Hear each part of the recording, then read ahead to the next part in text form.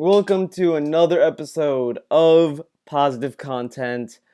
As always, I always want to start off a new episode by reading another chapter out of this book, or just a page or so of this figure drawing atelier. Again, I recommend this book. It's pretty good, helps you understand some stuff. Let's read a section of it. So you read the diagonal and you read the arc. So we're on. So if you want to read along, open your book to page 24, the S curve. All right. So as you can see, this is the drawing. This is a great drawing. You guys love the drawing. So let's read what the S curve is all about. A serpentine line, sometimes called the line of beauty, captures the twisting alternating motion of the reverse curves found in the body. This S curve leads your eye on a meandering path from one area of the figure to another. The curved line in the Hendrik Goltzius Apollo below is just one of the many ways a line can make practice can oh my god, a way a line can snake. Practice drawing S curves in the space below, then draw the S curve on Goltzius's work. Can't pronounce his name. Feels bad.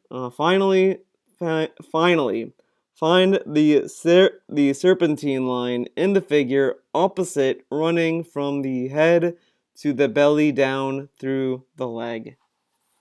So I'm going to read the little bottom areas of this page. Above is the Hendrix engraving. Okay, so they're just posting their sources. So the S curve, I mean, I'll be honest, I'm having a hard time like kind of wrapping my head around it. But I think what it is that like if you look at the bottom stuff, like you see how like there's a line going through here, and it kind of shifts the balance. I think that's what it is. Like it's putting the balance up here for the head, then the balance shifts down to the waist, then it shifts down to the back foot. Sure, the weight of the body is on this foot, but the weight of the line is there. So here it's kind of subtle, but then it kind of goes down. So I think what the S curve is more it does that's important is that it puts motion in the pose. So you do get some motion out of this of where this leg is placed. And recently, today, Ethan Becker put up a new video. You should check that video out too, where he kind of talks about line of actions and how some lines kind of swoop. Filling in some references, you might find information like that.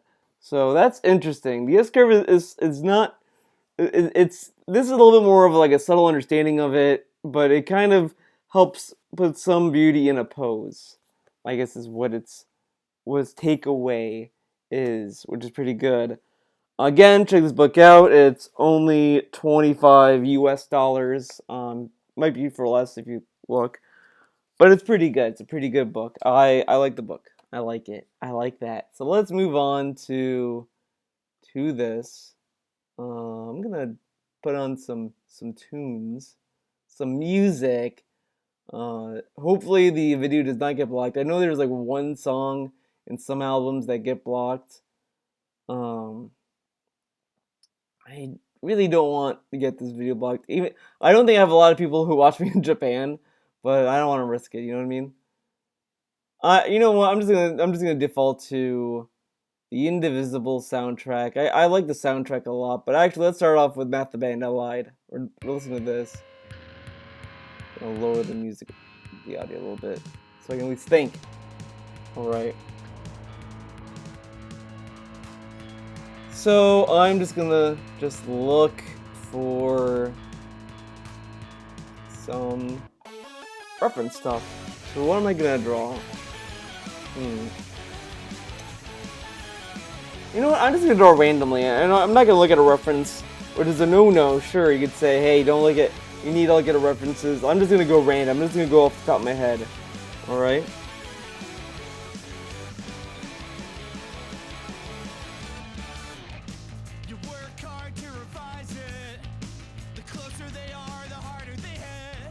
Another great idea, yeah, you bring me foot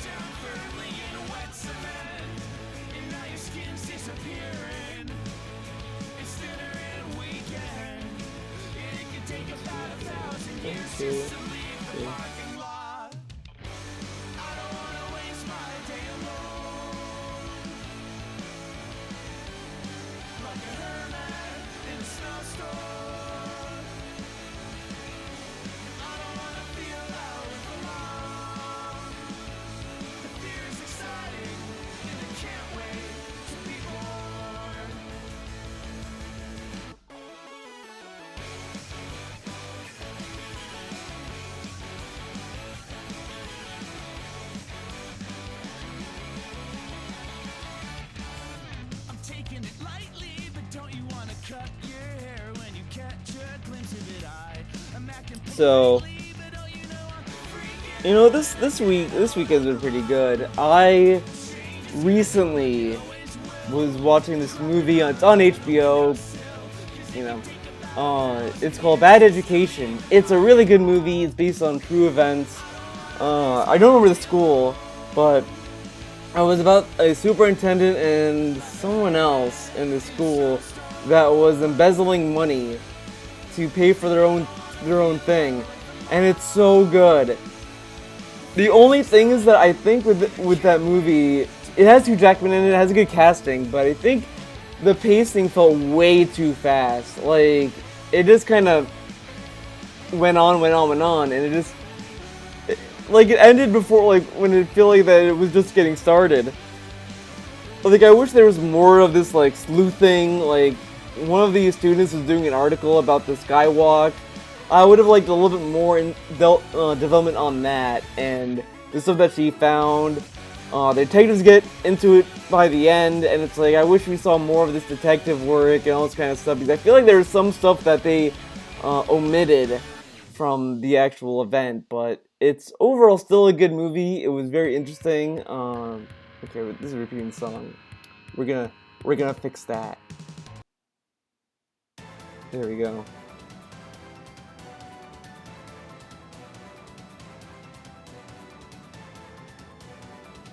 So, I mean, it's a good movie. I like the actors. It has Hugh Jackman in it, and I like him. He's a good actor.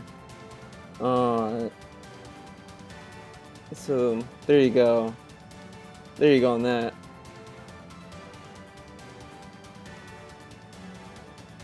So, you know, as I'm drawing this, I'm thinking. As you guys may or may not know, I did a drawing challenge.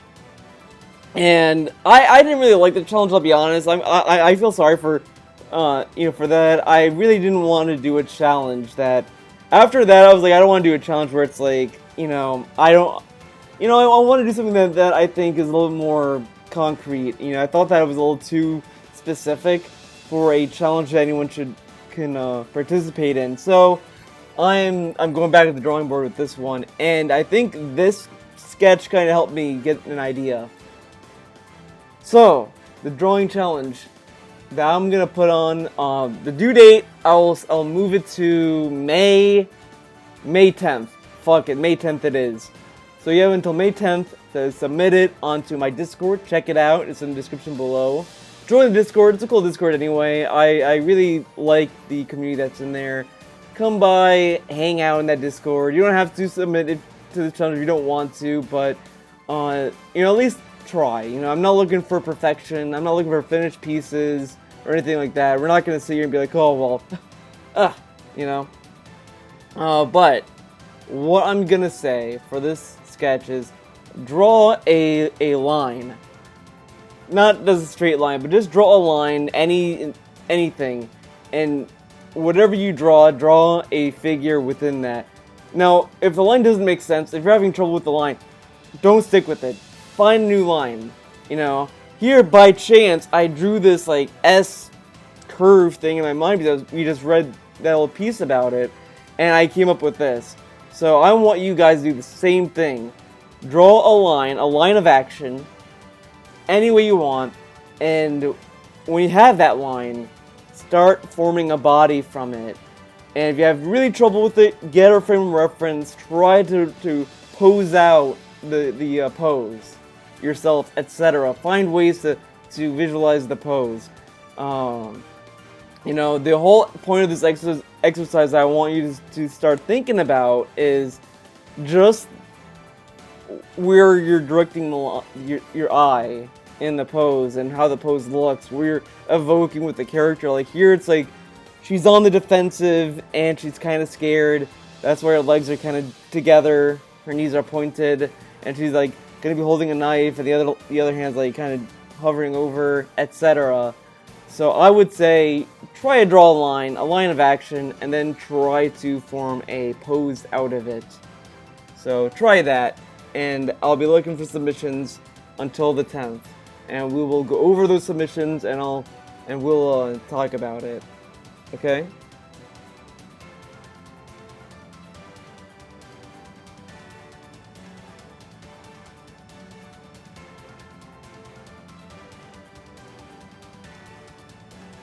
Because I'll be honest, like, sometimes the best sketches are ones you don't plan on drawing. Like, this was, like, by complete accident. I'm, like, getting really into the zone.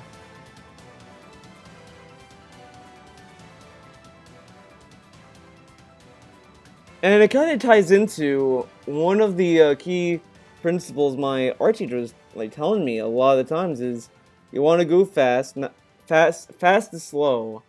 And that really helps you get something down. Always put something down if you're not sure what you're wanting to draw, and sometimes stuff will come out. Um,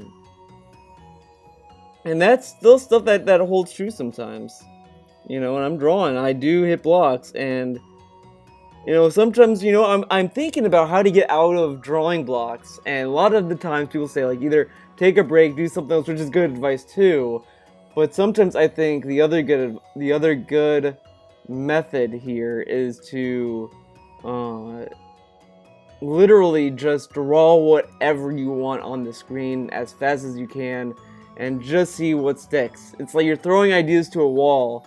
You know, sometimes you might have to throw a lot of bad ideas to get a good idea. So, do that. It will be fun. It will be fun.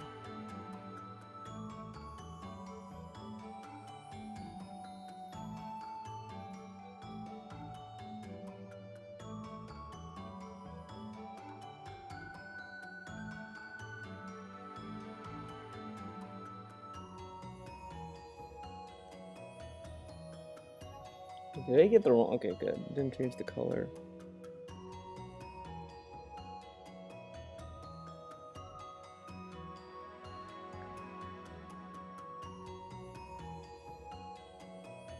And it's okay if, like, if you don't want to submit it, that's fine. I'm not gonna sit here and be like, you need to submit it, but you don't have to. There's no pressure. Sometimes I'm, like, struggling on hairstyles. I feel like I'm running out of hairstyles sometimes when it comes to drawing characters. So I refer to some art books, obviously. Let's see. Looking at Metra. Her hairstyle is pretty cute. I like her hairstyle. Like the bangs. Do I have another art book? I feel like I have another one up here, but I don't. Oh well.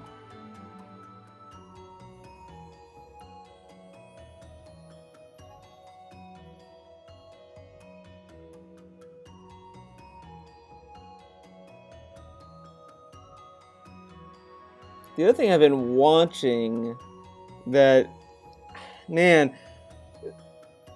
is that Chris Chan documentary by by who again?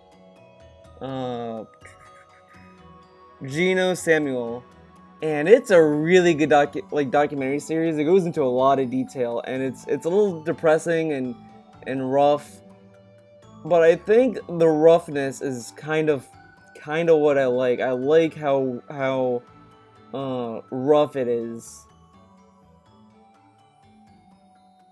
It's not something that's very simple. You know, it's not simple, but it's very, like, rough, depressing, and it's also like a lot of old internet kind of behavior, which is something. And it makes me really, like, wonder, like,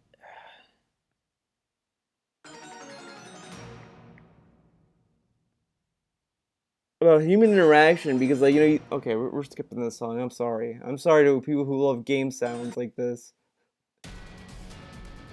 Degenerate. I feel like there's another, whatever.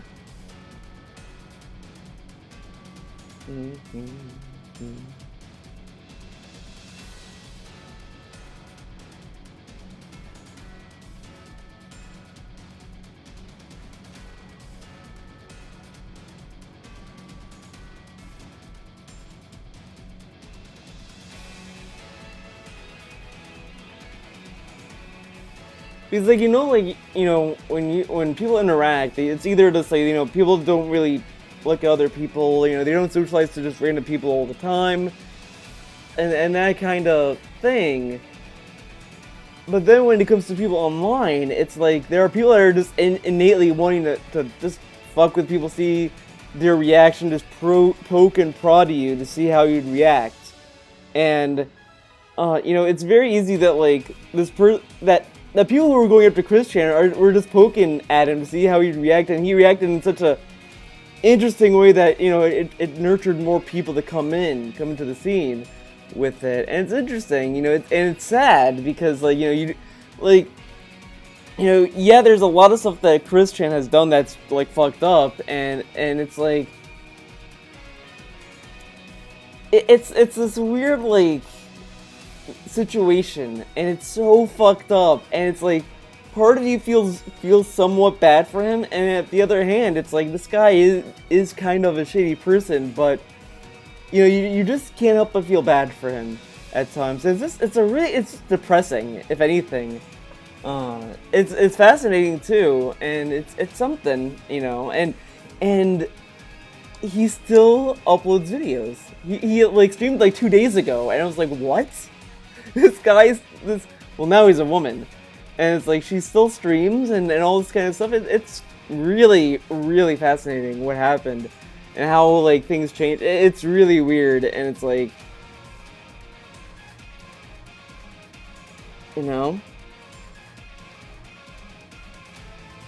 And I always like think back to how what my dad was telling me when I was like growing up, and he was telling me like, hey, if you really have to be careful with who you talk to online. You don't know who's on the other end, and it's like, of course my dad kind of like dramatized it a bit. I mean, he's my dad, so he was pretty he's older than me, obviously, but you think like, okay, this little thing, but you always have to think, you don't want to volunteer just random personal information to people, and it's interesting. It's just, you always have to be careful who you talk to online. You don't want to just be talking to someone and just blindly trust random people, either. It's interesting. It's very interesting, like dynamic with interactions with people, because, in person, way you act in person and on the internet are two different things. I mean, sure, there might be some overlap with it as well, but it's just interesting. It's interesting, and I think that's what that documentary kind of shows to me. It's like,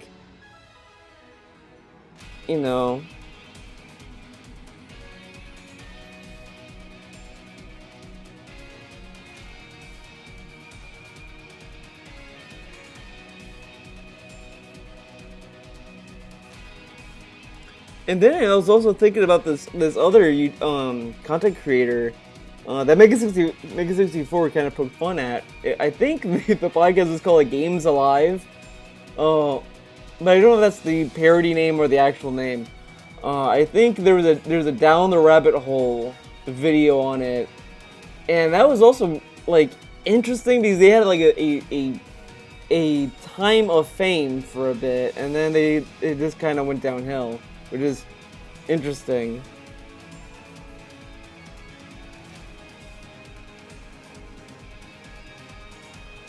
But yeah, sometimes like you really have to be careful with what you do.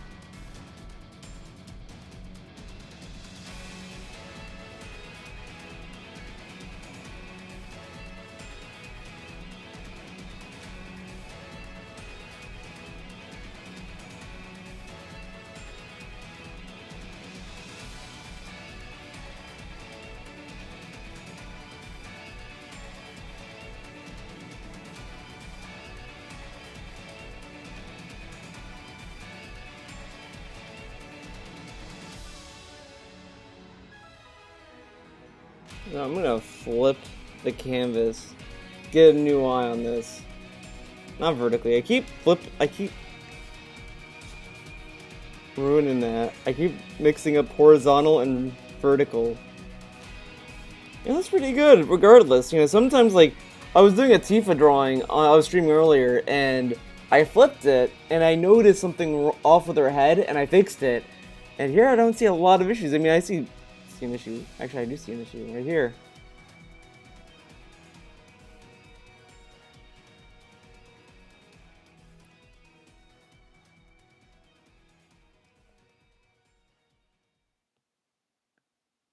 So, like, in college, I had a friend. I know, it's shocking. I have a friend. And I was talking to him about drawing. I was like, you know, I've always had trouble with women's breasts when I drew them because, uh, you know, they're an added mass that it's like in your mind you think, oh, they're like balloons and they're like this and like sometimes, you know, some people like draw them like this, and then like some people like draw them like this, whatever. And I was sitting there and I was like, telling him, like, I think that's like the hardest part of drawing, like the a figure drawing is the breast, because you know there's a dimension to them that you have to kind of think about, and it could look goofy if you don't know how to draw them, etc. But he would tell me that men were harder because men breasts are harder to draw, and I was like really confused by that.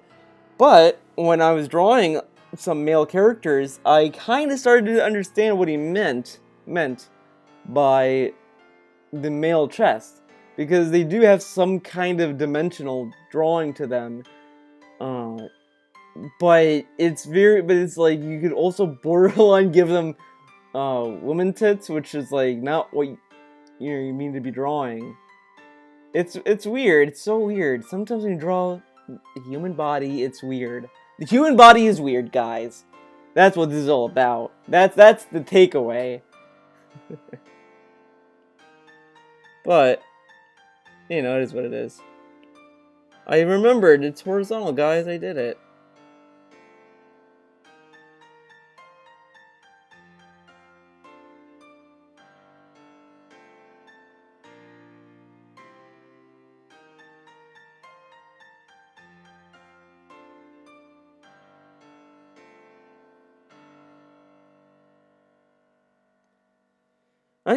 I feel like ever since this lockdown, everyone's been driving fast. Or no, not fast. Excuse me, slow. It sounds fast because I'm hearing like the actual car like doing when they drive, and I never heard that, you know, while I was here in the past. Now it's like every time they drive by, I keep hearing the car noise, and they look like they're driving really slow. So weird. Everything's weird to me, dude.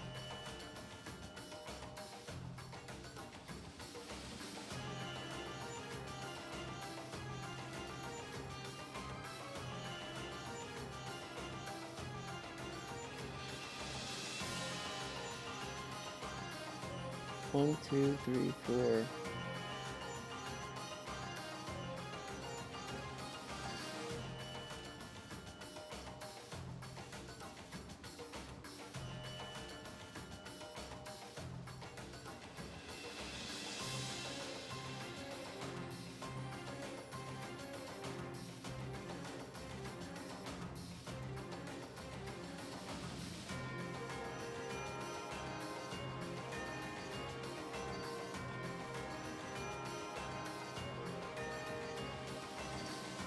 So, also we heard that The Last of Us 2 got leaked.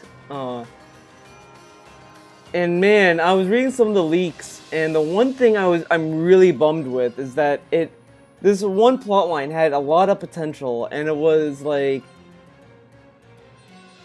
Ellie and Joel had a conflict based off of Joel's decision at the end of Last of Us 1. And I thought that was a good, like, story to go down. Like, oh yeah, get into that. Get into this issue where, like, you know, Ellie realized that, hey, she could have been the cure, and Joel just opted to not give humanity the cure to keep her alive, whatever. And I think that should have been the story if they just focused on that tension and that divide. And I think that they could have had a caveat, where they had a third character that's the main character, that's like the playable character, and they witness this divide or something, and you know, you go from there or something, or that like, you know, you play as Joel still. Ellie is like upset about that, and then she finds this other group that wants to use her to get the cure, and she goes to them, but Joel knows that they're doing something else that's fucked up, and has to save her or whatever. I think that would have been a much better story than what they're doing now. And I think the issue I had with Last of Us 2, that kind of just... I was fine when they first announced the sequel. I was like, okay, let's see where this goes. I was like on board. But the more like... I think when they killed off Ellie's girlfriend was kind of where I was like, I don't care about the story anymore. Like, I didn't care about anything else, but when they did that, I was like, oh, it's gonna be one of those stories. I don't care about whatever, but it's just such a lame story. It just became a generic revenge plot, and it's like, I don't care. I'm out. And you know, this is gonna be a little bit more Lab Zero fanboyism here, but everyone complained that Indivisible had such a generic opening, and was like, oh, this is like every anime. But you know what? You know what the fuck about that? At least Indivisible had a good story by the end. At least when you get to the ending and the journey along the way, it's a much better story. You get better characters, all that kind of stuff. Which is more than what you could fucking say about that fucking Last of Us 2. I'm sorry. All you people who told me, oh, Indivisible has fuck that. Indivisible comes out on top, baby. But yeah, honestly, like those leaks, it's kind of, I was like, I don't care more about this anymore. Like, I still want to play Last of Us 2 just to experience these dumb story, but I was just like, really, we're doing a generic revenge plot, and I kind of clocked out after that. You know, they then there was these leaks about a cult that was homophobic, and I was like, I don't like that was just more like, yep, yeah. I clocked out before that, and this stuff is just kind of like, yeah, I don't care. Like, even when these Resident Evil 8 stuff was coming out, and they were saying, well, it's gonna be a cult. I was like, yeah, Resident Evil 8, I don't give a fuck anymore either. I kind of already clocked out on Resident Evil 8 when they said it was gonna be first person again.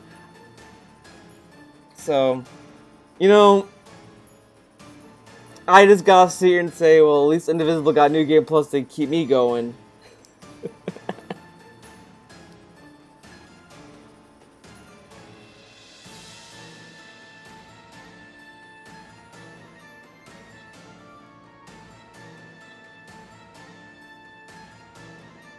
But, you know, I think it's a little sad in terms of the developers. Like, if you look at the developers who worked on the game, they did a weird-ass socks I'm giving this person, but fuck it. You know, they probably worked really hard on it, and then all this stuff just kind of fell apart for them. You know, and I guess this will also sound kind of unfair, I guess, for me to say, but you know, everyone was just kind of dogging on Naughty Dog about crunch time to their employees. But CD Projekt Red did the same, and that kind of came and went. And you know, I'm not gonna say that one's worse than the other. I'm gonna take back a little bit of what I was about to say. But CD Projekt Red mentioned in the past how they would never put crunch time on their employees. And then CD Projekt Red put their employees through crunch time for Cyberpunk. And I just think that this whole culture of crunch time with these developers is kind of shitty. You know, if you're not going to pay them well, don't crunch time them. Like, it's one, you know, like, I don't know, I feel like a little bit more like insult to injury to give them crunch time and then like to not pay them well on top. It's like, What are you doing? But I think this is the culture that a lot of employees have because they just want to get their games out. They want to meet release dates and quotas, all this bureaucracy of stuff, you know. So it becomes like, what's really the right answer?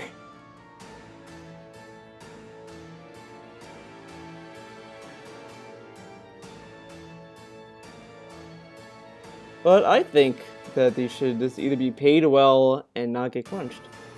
You know, and a lot of people mention like, well, if people start getting paid well, then the economy is then things are gonna be raised artificially, and I low-key disagree with that. Not low-key. I don't. The thing is that the people who set the prices, like, you really think that if McDonald's starts paying their employees $15 a month, I guess it's gonna get a little too political. You think that's really gonna affect the bottom line for the CEOs of McDonald's? Like, oh, we're giving them $15 a month. Well, you know, now we're gonna have to raise the price for Big Macs, and it's like, do they really have to though? You know, the corporate can't afford to pay their workers better wages. I don't know. Like, I just think that all these companies that if you go up the chain, you're gonna realize that the upper management makes a lot of money, and I don't know. I don't know. Maybe I'm an idiot. Probably that. It's probably that. You know. But it is what it is. You know. I mean, I get the idea. Like, well, what about the indie scenes? Like, if every developer have to pay their employees well, what about indie developers? But they're not making a lot of money as it is. So why would they be paying their employees more money than they make? It's a very like interesting topic, I should say. I mean, overall, I think the discussion of wages is innately semi-interesting to kind of see where it goes, but it is what it is. And there's a reason why I don't really like talking about it a lot, because, you know, I probably wouldn't have a lot to offer to the conversation. But, you know, a lot of it is you have to understand that there's stuff that goes on.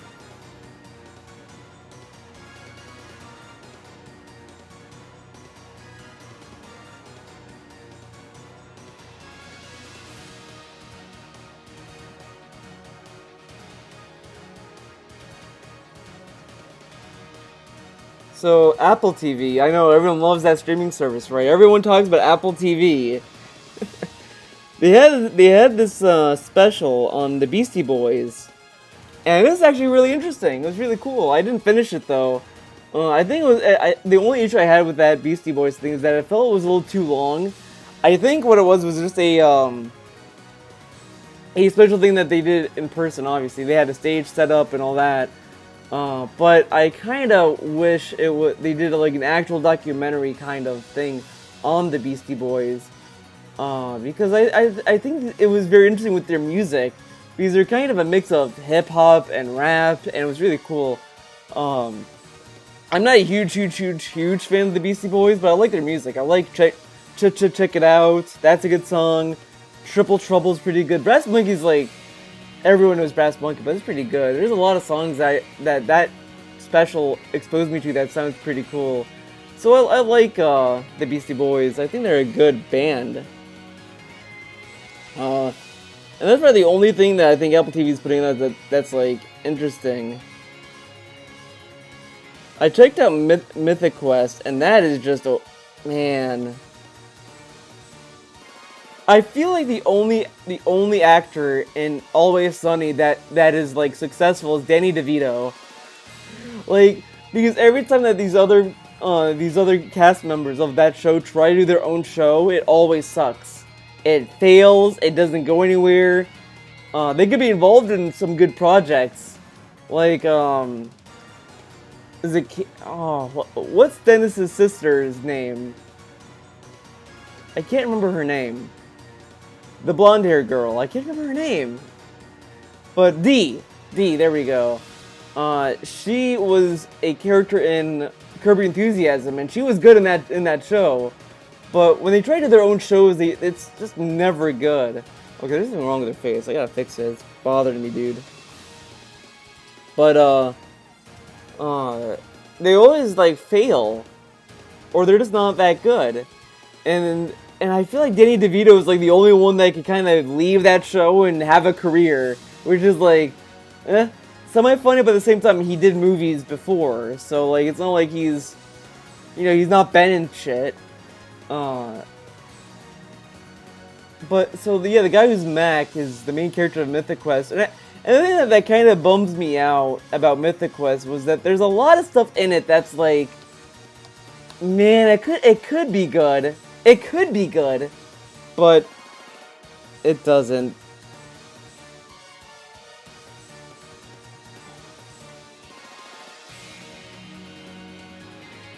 It just doesn't pan out, and it's just sad.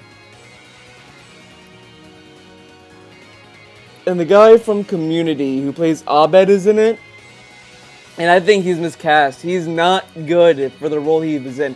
He plays some like accountant guy, and he just does not fit in that role. He looks very like out of place.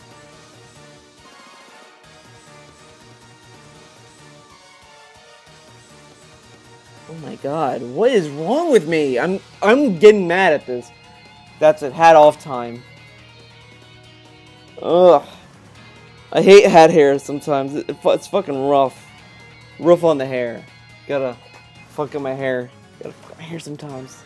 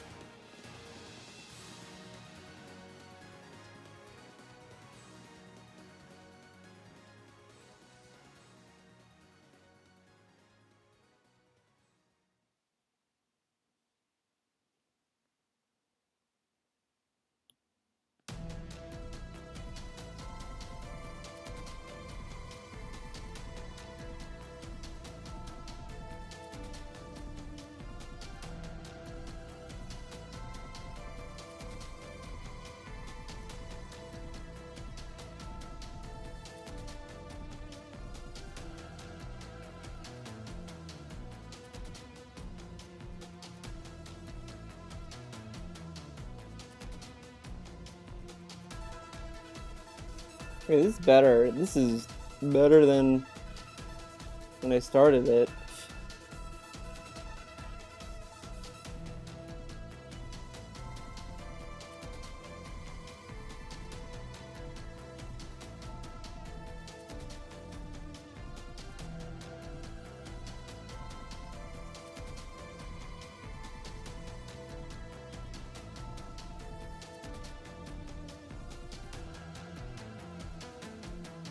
The eraser. Sometimes you gotta go in and whittle away your little lines with an eraser.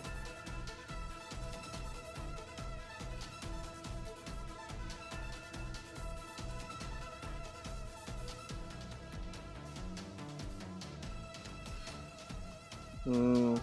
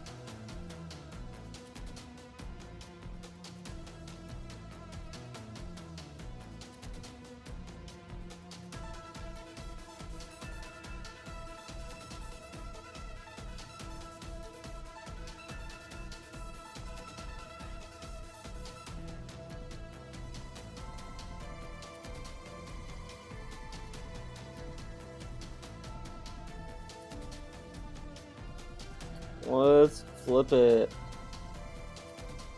Oh, the eyes look off, but I've been like, it's been rough. It's been a rough drawing, and that's okay. Sometimes drawing can be rough, and it's okay. It's okay to feel that way.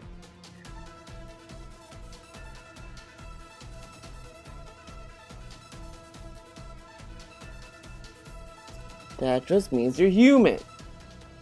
Alright. Alright, guys. I think I'm gonna call it for this episode of positive content. Thank you for watching, but before we end it, let's read another passage from the book. From the Holy Book, guys. We're gonna read a book. We're gonna read a little passage here. Get your little books out, guys. So we read about the S-curve. Let's see what's next on the thing to read. So it's 20, the arc, S-curve. Okay, we're back to the line of action. Bum, bum, bum. Alright, let's read this. And that'll close the positive content episode. So, lines of action. So, open your books, class, to page 26 of the figure drawing atelier. Find the repeating action lines in these drawings and sketch directly on the image below and on the faded ghosted image on the opposite page. In Sleep, find the curve that follows from the feet to the head on the opposite page. Follow the line of action of the mountain as it leads to the arc on the wall. See it repeat as it flows from the man's feet and along the woman's body through the curve overhead. Can you see it anywhere else? So this is kind of testing you to see if you can spot the line of action. I think the line of action in this drawing goes from the head and is like right here. I think this is the line of action mostly. Does it give you the answer? No. Wait, yeah, it says it right here. See, as it repeats, the flows from the man's feet to the woman's body. Oh, I see. So here it goes. So see, it goes like right here. That's interesting. So this is the line of action, and then this is just a line.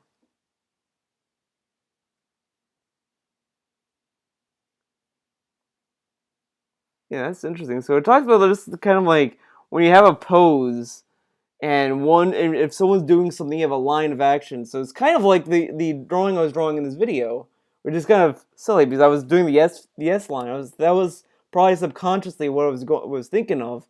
And then when I go to this, it kind of talks about the same thing. So you'll see a lot of repetition of that kind of stuff when you draw, and that's, I think, all this foundational stuff that you form as you start to learn stuff, and that's stuff that's really good stuff.